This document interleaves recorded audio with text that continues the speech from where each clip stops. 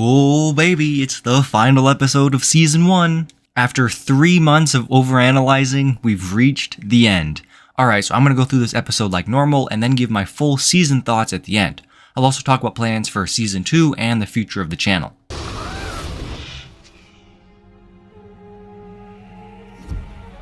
The wiki said that this moment was in slight reference to Avatar: The Last Airbender when Azula killed Aang in the Avatar state. And yeah, I can see that. Also, Wu, as far as we can tell, is dead. That fade out is confirmation that he is gone. This scene helps show the Devourer's power. It killed Wu! What? I'll try to make it to Scatter Canyon. Probability of us making it that far is less than 8%. Also, ever since Zane found out he's a robot, has he been able to do robot-y stuff? Like here it seems like he does some calculation to find out the chance of survival. He couldn't do that before, right? Did he flip some switches to activate a whole bunch of new abilities? Maybe they were shut off by his father before he died? Coming in for another attack! Port side! We're losing speed. We'll drop to the ground pretty soon. This sequence of the ninja running from the Devourer is really cool. The music fits well, there's a lot of yelling, the Devourer starts taking bites out of the bounty. Viewer anxiety is at an all-time high, and that is exactly what is needed. Kai throws Wu's teapot overboard, no! That is a cool effect. Nothing to analyze, just cool. Goodbye, old friend. The Destiny's Bounty has been around since episode 2, and now it's gone. From this, rightfully so, Jay starts to panic. The mood shifts so hard from the last episode where everyone was on their way to destroy the Fang Blades. The ninja are scared, starting to feel hopeless, and arguing. We've persevered through so much. We can't just give up now. A ninja never admits defeat. A ninja always picks himself up when he's down, which is exactly what Sensei Wu would want us to do right now. Wow, Kai, if only there was a phrase that perfectly encapsulated what you were trying to say. Huh, too bad I can't think of any. The Devourer will eat us all! All that effort to unleash the Devourer and no one stopped to ask how Pythor would control it? The Devourer is known to devour everything. You know what's made of everything? Snakes. This is a massive design flaw in the Serpentine's plan. Just saying. Who designed these blueprints? Kai, you're a blacksmith, not an engineer. Maybe Nia helped out or something? She built her Samurai X suit, so she must know some stuff. You still have a recording of the sacred flute in your memory bank? It might have been destroyed earlier, but I have its exact tone recorded and ready for playback.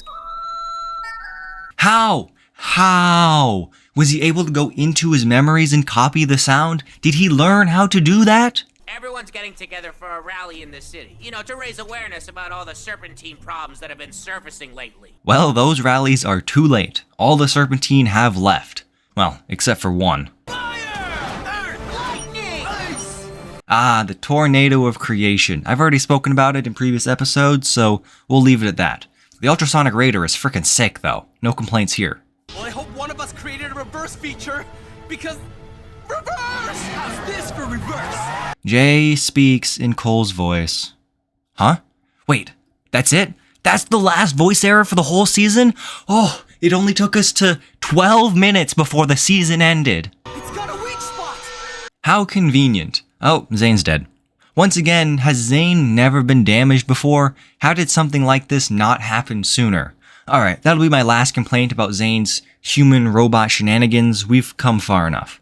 Hey, we say we want snakes to slither away! This is supposed to be the Royal Blacksmiths, Cole's dad's quartet, but he is not here. There is 2 of this man and no Lou. Wait, it changed. Is that him?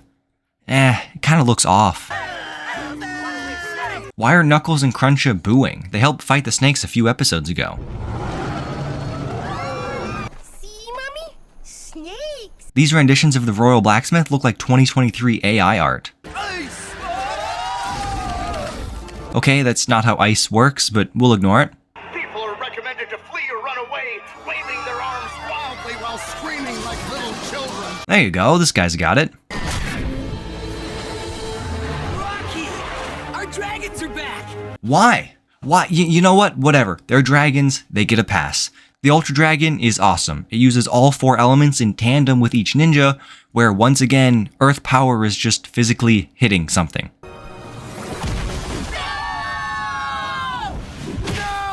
That was nasty, and a great way to remind the audience that the fight is not over and not going to be easy. Give me the weapons. I am the only one who can handle the power of all 4 weapons at once. It's the only thing that'll defeat the Devourer. Kai making this face is very in character. He fought Garmadon to stop this very thing. The idea of Lord Garmadon needing to be the one to kill the Devourer is an interesting plot twist. I don't think this needs to be said, but we're gonna need these back. And they were never seen again. Seriously, they don't get the weapons back until season 10. So the ninja try to get the Devourer trapped. Somehow. These shots make you realize just how massive this thing is. While reviewing this part of the episode, I looked out my window onto the road a couple times and imagined the head the size of a car. It was horrifying. You should do it too. Never mind, it's the size of a house. And that's definitely above average. That would be me if you subscribe. Jay uses his true potential here even though he doesn't have his golden weapon. I was under the impression that that was a requirement. Zane too, he uses his ice powers without his shurikens. They haven't unlocked that yet. The fact that they managed to do this is crazy to me, but I mean, it worked, so yeah. You bit me once. Now feel what it's like to be bitten back. Solid one-liner, 8 out of 10, would one line again. The gunk reached Jumanakai Village? That is not in Ninjago City. So the Ultra Dragon is just the 4 original dragons in one body. I wonder if they get into arguments often. It's not like they can take some time away from each other and cool off. Sensei Wu! Sensei Wu, he is like the son of a god, so I'd imagine he could survive.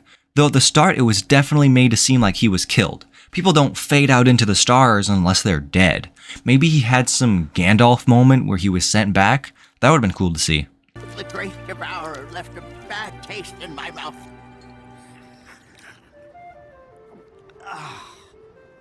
Much better. That was a good one.